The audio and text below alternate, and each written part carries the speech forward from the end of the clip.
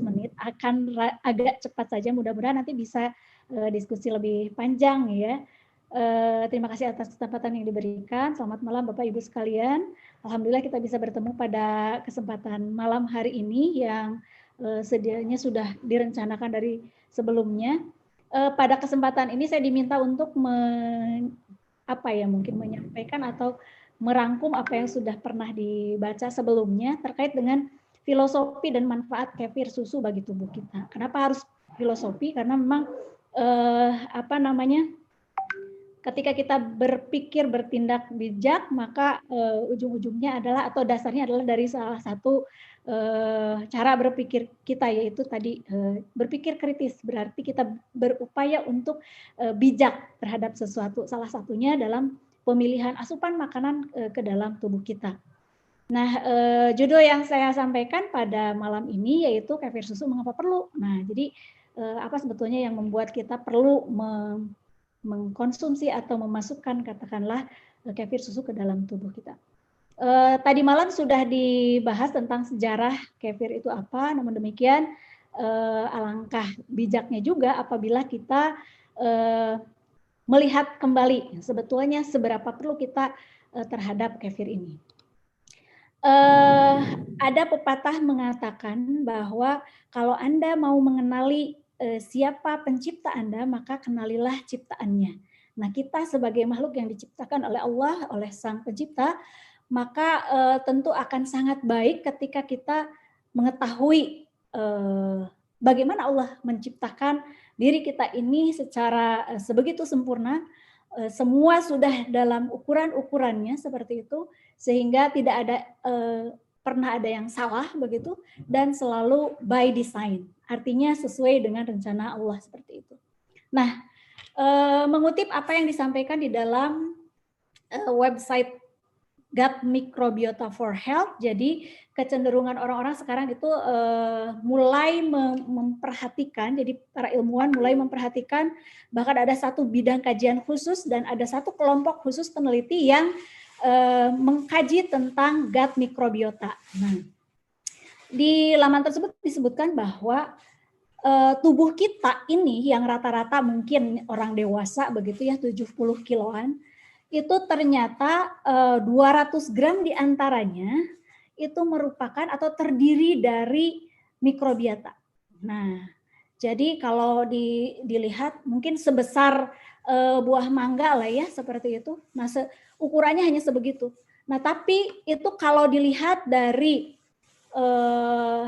luas permukaannya, usus manusia sendiri itu panjangnya kurang lebih 7 sampai 10 meter.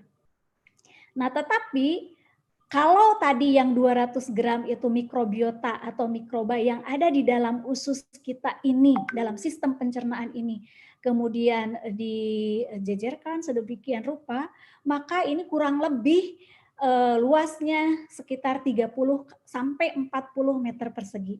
Jadi jauh lebih luas atau jauh lebih panjang dibandingkan dengan usus kita sendiri. Subhanallah, Allah sudah menciptakannya sedemikian rupa, gitu ya. Nah, kalau dilihat dari sel manusia dan dengan sel bakteri atau mikroba yang ada di dalam tubuh kita ini, itu ternyata sebanding begitu ya. Kalau dilihat dari gennya, manusia itu gennya ada 23.000 gen. Jadi ini secara biologi molekuler itu sudah diketahui bahwa manusia punya gen kurang lebih 23.000. Nah, sedangkan mikrobiota yang ada di dalam tubuh kita sendiri itu adalah 3 juta gen. Nah, jadi betapa ini jauh lebih banyak ternyata mikrobiota yang ada di dalam tubuh kita ini dibandingkan dengan sel kita atau dengan gen kita sendiri. Subhanallah. Nah, jadi kita harus istilahnya tuh kembali berpikir ini sebetulnya apa tujuan Allah kemudian menciptakan sedemikian banyak, sedemikian besar dan beragam mikrobiota yang ada di dalam usus. Nah, selanjutnya 95% dari bakteri yang ada di dalam tubuh manusia itu selain ada di permukaan kulit itu 95% diantaranya ada di dalam usus. Jadi betapa pentingnya berarti di sini mikroba atau bakteri-bakteri yang ada di dalam usus, sehingga dia bisa menciptakan ekosistem yang baik begitu. Nah, berarti dengan demikian si mikroba itu sangat menentukan bagaimana kondisi kesehatan dari setiap individu sebagai hostnya. Nah, kemudian mikroba atau mikrobiota yang ada di dalam usus itu sendiri itu ternyata menjadi apa ya? Tadi saluran pencernaan. Saluran pencernaan itu adalah menjadi pintu masuk ke dalam tubuh kita. Jadi mungkin saluran pencernaan mulai dari mulut sampai ke lambung, kemudian ke usus, usus besar, usus kecil begitu ya. Kemudian sampai ke anus, seperti itu adalah sistem pencernaan. Nah, itu ternyata mikrobiota yang ada di dalam usus itu memegang peranan yang sangat penting dalam membangun sistem imun. Nah, jadi untuk melawan patogen yang berasal dari luar begitu, itu sangat diperlukan. Jadi oleh karenanya harus dipelihara sedemikian rupa. Nah, kemudian bagaimana keragaman dari mikrobiota yang ada di dalam usus itu sendiri ternyata menjadi ciri atau menjadi karakter dari seseorang. Kalau di dalam tubuh itu ada sidik jari, katakanlah sebagai penanda atau penciri seseorang. Nah, kalau di dalam mikrobiota ini atau di dalam saluran pencernaan, keberadaan dari mikrobiota itu menjadi sangat penting sebagai proteksi untuk serangan dari patogen yang berasal dari luar. Dan ini dalam masa pandemi COVID-19 ini menjadi sangat penting karena mikrobiota ini pun tentu menjadi semacam tameng untuk menghadapi serangan dari virus SARS-CoV-2 yang menjadi penyebab COVID-19 gitu ya. Jadi inilah kenapa kita harus mempelajari atau harus melihat lagi, menengok lagi ke dalam sebetulnya bagaimana Allah menciptakan kita termasuk mikrobiota yang ada di dalam tubuh. Nah, lalu bagaimana sebaran atau keadaan dari mikrobiota usus itu sejak kita dilahirkan sampai mungkin nanti menua begitu bahkan meninggal. Nah, masih di dalam laman yang sama begitu digambarkan, ini adalah gambarannya bahwa keberadaan mikrobiota di dalam usus manusia itu bisa dikatakan dalam istilah mungkin dia ada keragaman dalam hal ini perubahan evolusi, tapi dalam istilah jumlah dan juga keragaman. Jadi maksudnya begini, jadi sejak kita berumur 1000 hari dalam kehidupan, ini jadi 1000 hari pertama dalam kehidupan, 1000 HPK ini adalah keadaan awal atau tahap awal kita hidup, begitu kemudian dewasa dan kemudian nanti menua menjadi lansia. Ternyata keberadaan atau keberagaman mikrobiota itu mengalami perubahan. Perubahannya tidak ujug-ujug ojo-ojo, tapi secara perlahan-lahan seperti itu, maka dikatakan sebagai evolusi dalam hal ini. Nah, jadi di 1000 hari pertama kehidupan kita itu terjadi perubahan yang sangat signifikan begitu dalam baik jumlah maupun jenis dari mikrobiota yang ada di dalam usus. Pada saat di dalam kandungan misalnya ini masih janin, mikrobiota yang ada itu sangat ditentukan oleh bagaimana si ibu itu kemudian asupan nutrisinya, kemudian penggunaan antibiotik. Makanya ibu hamil itu tidak boleh sembarangan meminum antibiotik begitu.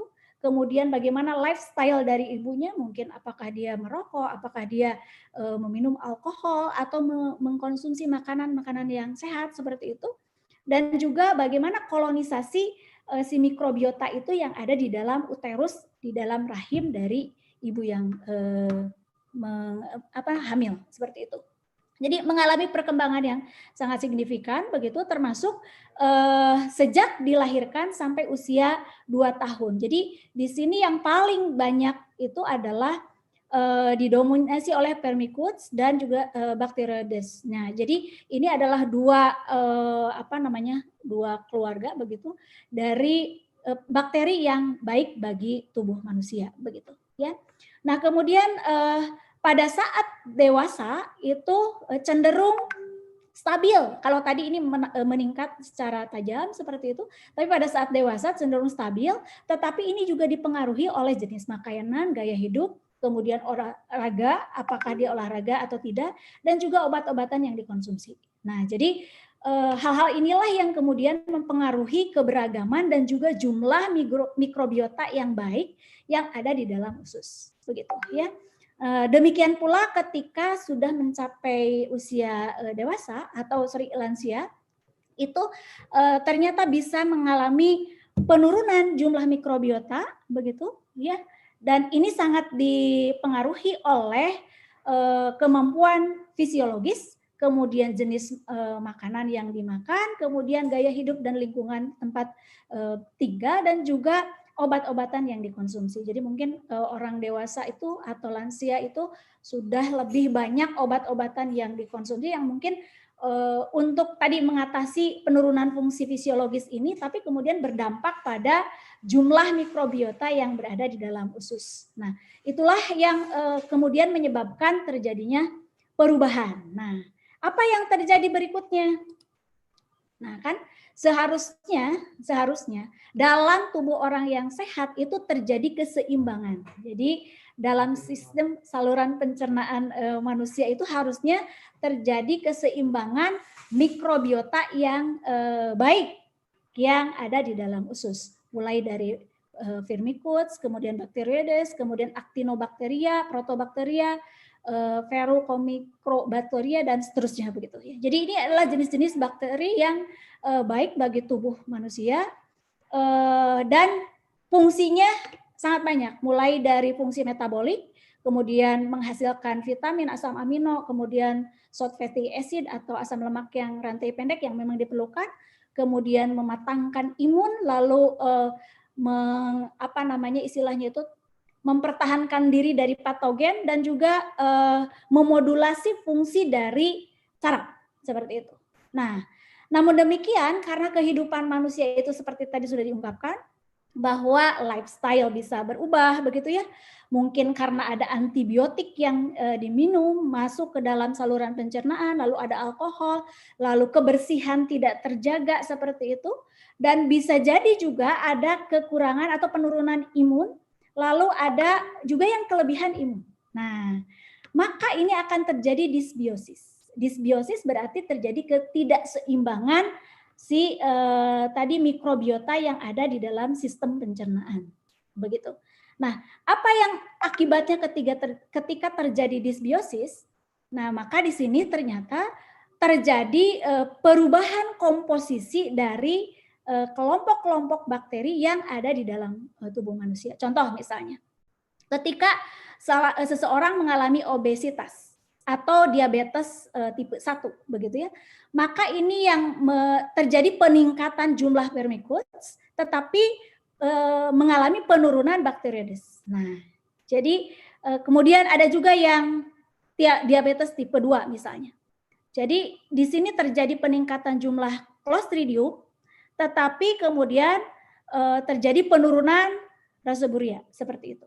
Nah, jadi ini semua menyebabkan kondisi kesehatan yang menurun. Contoh misalnya ada radang usus atau irritable bowel disease, kemudian malnutrisi, termasuk salah satunya stunting. Itu ternyata salah satu sebabnya adalah ketidakmampuan mikrobiota di dalam usus ketika anak pada masa 1000 hari kehidupan itu yang untuk berkoloni gitu, tidak mampu berkoloni dengan baik. Kemudian gangguan metabolisme, asma, dan juga penyakit-penyakit neurodegeneratif seperti itu. Nah, lalu bagaimana cara mengembalikannya? Mengembalikan homeostatis ini, apakah bisa dikembalikan? Tentu saja bisa, begitu ya. Salah satunya adalah dengan cara mengembalikan keseimbangan dari mikrobiota di dalam usus. Ya, bisa dengan menambah asupan makanan yang berserat baik, yang mungkin nanti kita akan kenal sebagai prebiotik begitu. Lalu ditambah probiotik ini, dan harus mengubah lifestyle. Misalnya tidak boleh terlalu banyak memakan karbohidrat, misalnya mengurangi gula seperti itu, dan juga mengurangi makanan yang bergaram banyak. Jadi tidak berlebihan seperti itu. Nah, poin kita ada di sini di probiotik. Nah, apa itu probiotik? Nah, kalau melihat dari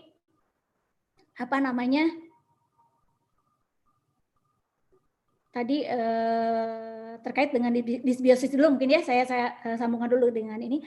Jadi tadi kita solusinya adalah probiotik gitu ya, tapi kita sambungkan dulu ke sini bahwa ternyata kajian tentang bagaimana pengaruh si mikrobiota, gut mikrobiota atau mikrobiota yang ada di dalam usus ini ternyata sangat besar, terutama sekarang yang sedang dibicarakan oleh berbagai ahli itu adalah hubungan antara mikrobiota dengan otak. Ini kaitannya dengan stres, dengan tadi modulasi bagaimana syaraf begitu ya. Kemudian bagaimana hubungannya antara gut mikrobiota itu dengan hati, dengan liver, dan satu lagi dengan paru-paru. Nah, satu yang mungkin sekarang sedang banyak dibicarakan adalah terkait dengan COVID-19, di mana keparahan yang terjadi itu fibrosis dan seterusnya begitu ya, sehingga menjadi gagal nafas dan seterusnya. Nah, jadi betapa pentingnya si gut mikrobiota ini berada dalam keadaan homeostasis. Jadi jangan sampai mengalami disbiosis. Ya, tadi disbiosis sendiri ini bisa menyebabkan terjadinya gangguan. Ini yang merah-merah ini adalah gangguan yang disebabkan oleh adanya atau terjadinya disbiosis di dalam tubuh manusia. Maksudnya gut mikrobiotanya itu kemudian mengalami perubahan komposisi seperti itu. Nah, ini kemarin sudah dikaji juga oleh teman-teman dari UGM, jadi mungkin Bapak Ibu bisa nanti mengakses laman yang ditunjukkan di sini begitu ya. Teman-teman dari UGM ini salah satunya Prof. Endang yang mengkaji terkait dengan gut axis ini. Baik, nah salah satu solusi untuk disbiosis tadi adalah probiotik begitu ya, dan disarankan kita ini mengkonsumsi makanan-makanan yang terfermentasi. Ada banyak golongan makanan yang terfermentasi, yang jelas kalau fermented food ini berarti dihasilkan dari suatu substrat yang difermentasi dengan live microbes atau mikroba yang hidup seperti itu.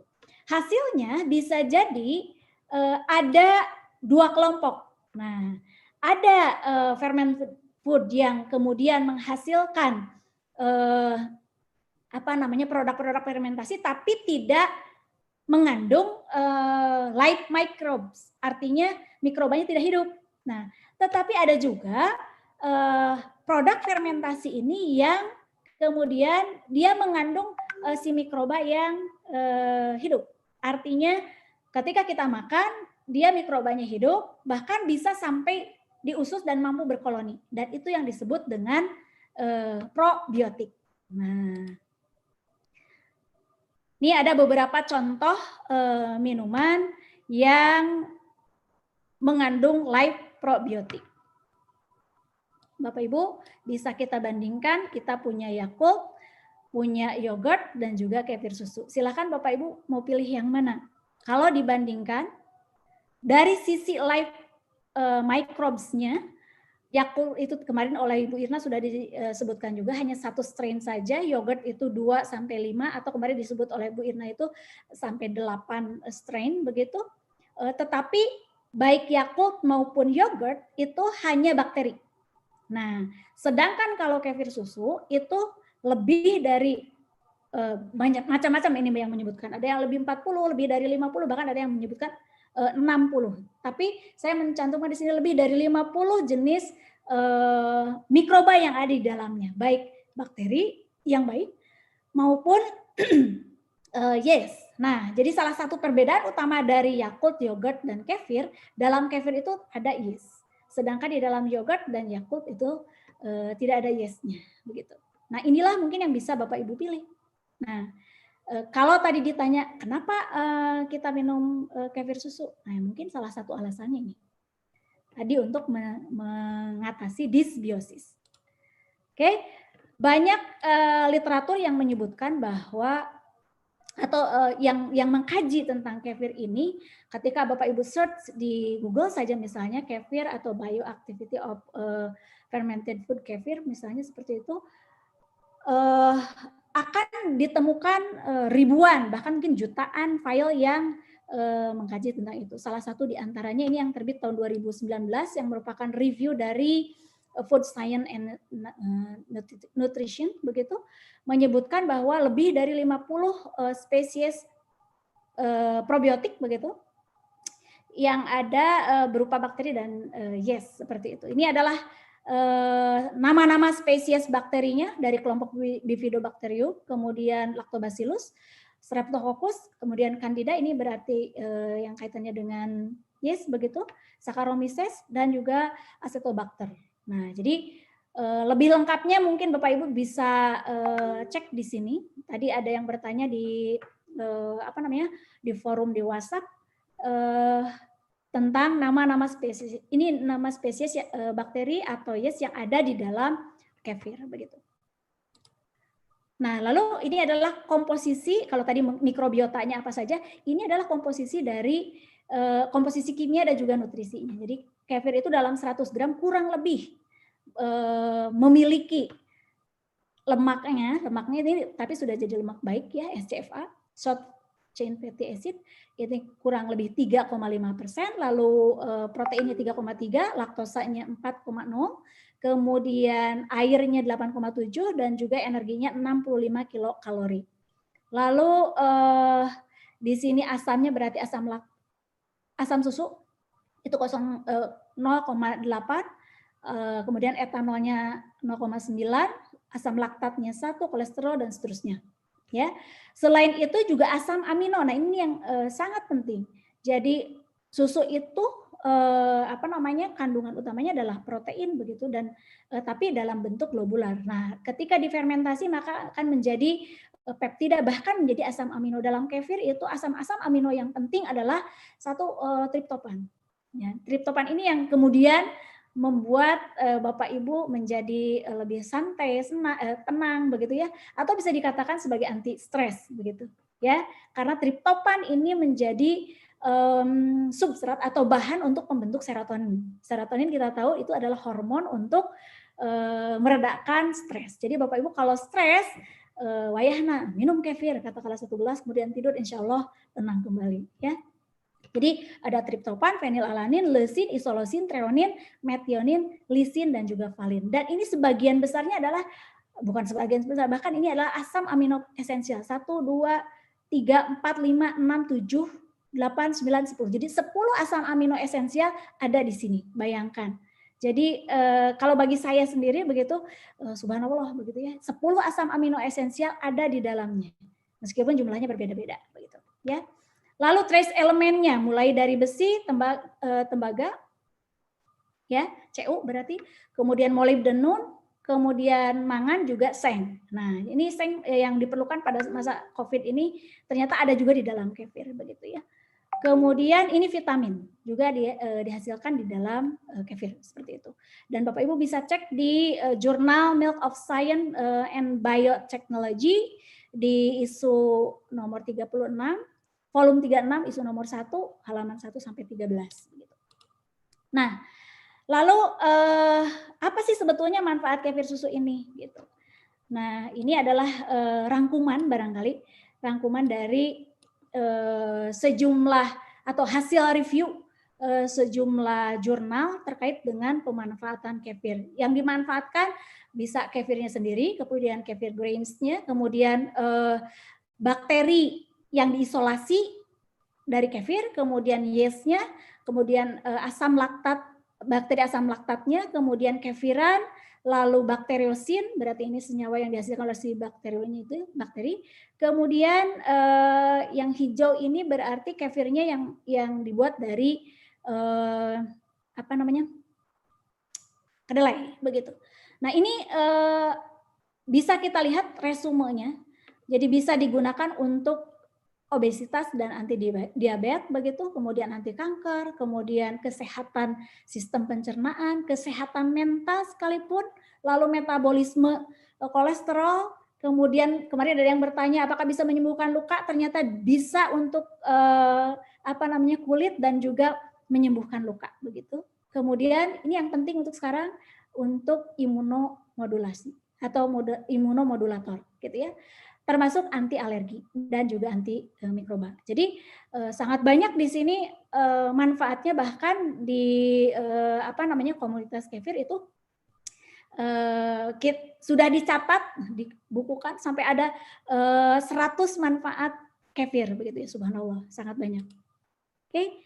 Nah, tadi ketika disebut-sebut apa namanya tentang kefir ini merupakan probiotik. Apa sih probiotik itu? Nah, WHO tahun 2002 menyebutkan bahwa yang namanya probiotik adalah mikroorganisme hidup yang bila diberikan dalam jumlah yang memadai, maka dia akan bermanfaat dan ini bagi kesehatan si inangnya. Jadi kalau Bapak Ibu meminum katakanlah minuman ya atau makanan probiotik, itu harus mampu memberikan manfaat bagi kesehatan kita seperti itu. Ya salah satu yang kita gunakan adalah kefir. Nah, bagaimana perannya dalam sistem imun seperti pada masa pandemi seperti saat ini? Nah, ternyata dalam hasil review jurnal hasil review ini menunjukkan bahwa probiotik ini bekerja pada 6 hal. Pertama, dia peningkatan barir epitel, kemudian yang kedua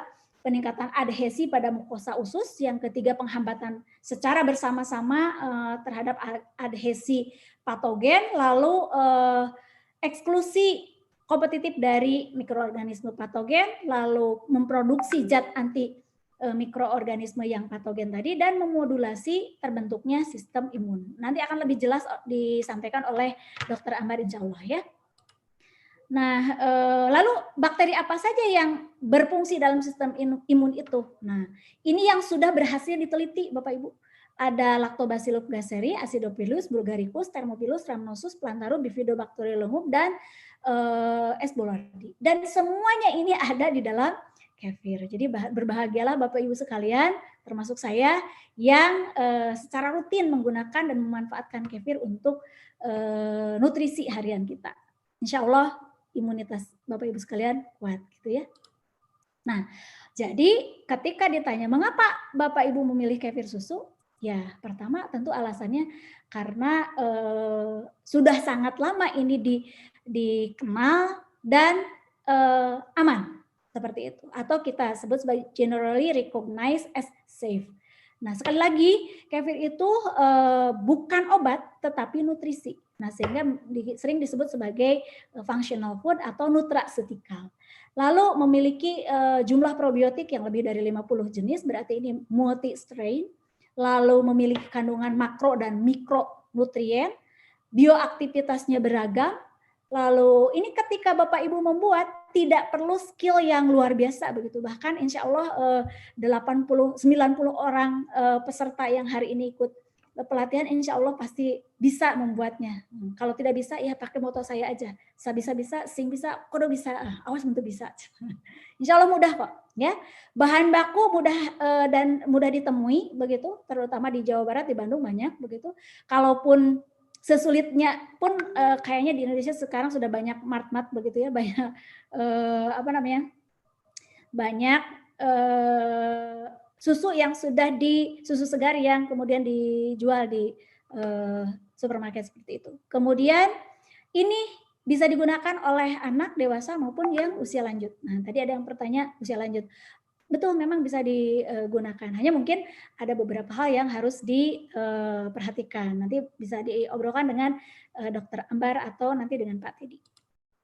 Nah, namun demikian Bapak Ibu harus dipastikan bahwa kefir susu yang kita buat ini ya harus haus.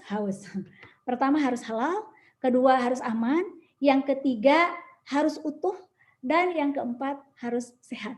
Nah, karena kefir yang kita buat bahan bakunya adalah susu, maka si susu yang dijadikan sebagai bahan baku itu harus benar-benar yang kita tahu persis tidak tercemar dari bahan yang mengharamkan, artinya harus halal begitu, baik dari jenisnya, dari modal yang digunakannya, kemudian dari prosesnya dan seterusnya. Lalu susu yang digunakan juga harus aman, bebas dari bahaya atau toksik begitu, baik dari sisi fisik, biologi maupun kimia, ya, terutama tidak mengandung sisa dari antibiotik. Dan harus memenuhi SNI susu segar. Nanti Pak Firman akan menjelaskan SNI susu segar itu apa saja dan bagaimana cara menentukannya. Lalu harus utuh. Jadi susu yang digunakan itu tidak boleh ada penambahan atau pengurangan atau bahkan pemalsuan begitu, ya. Dan harus sehat, berarti berasal dari hewan yang sehat, hasil pemerahan yang dilakukan dengan benar. Demikian barangkali Bapak Ibu sekalian. Selain tadi harus prinsipnya haus, juga pastikan Bapak Ibu selain meminum atau memakan probiotik harus diimbangi juga dengan prebiotik.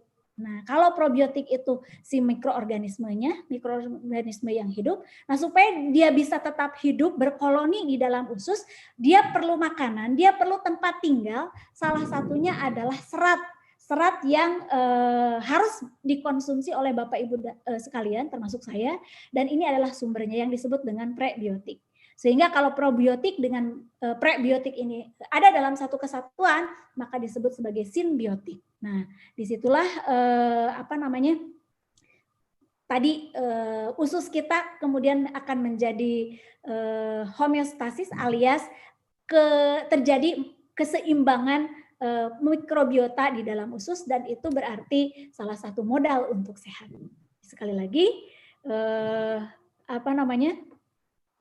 jangan salah pilih, bukan Bapak Ibu sekalian sekarang belajar membuat kefir, dan insya Allah nanti ke depan akan memanfaatkan kefir. Mudah-mudahan dari hal yang kita bicarakan sore hari ini menjadi salah satu bahan untuk memperkuat katakanlah semangat Ibu Bapak sekalian dalam menekuni dan juga memanfaatkan kefir dengan baik dan benar. Itu saja barangkali dari saya. Salam sehat bersama kefir. Tetap jaga protokol kesehatannya dengan 3M. Jangan lupa minum kefir dan tetap tenang meskipun dalam kondisi pandemi seperti ini. Kemudian minumlah kefir supaya tetap imunitas kita tinggi. Ya, hatur nuhun. Wassalamualaikum warahmatullahi wabarakatuh.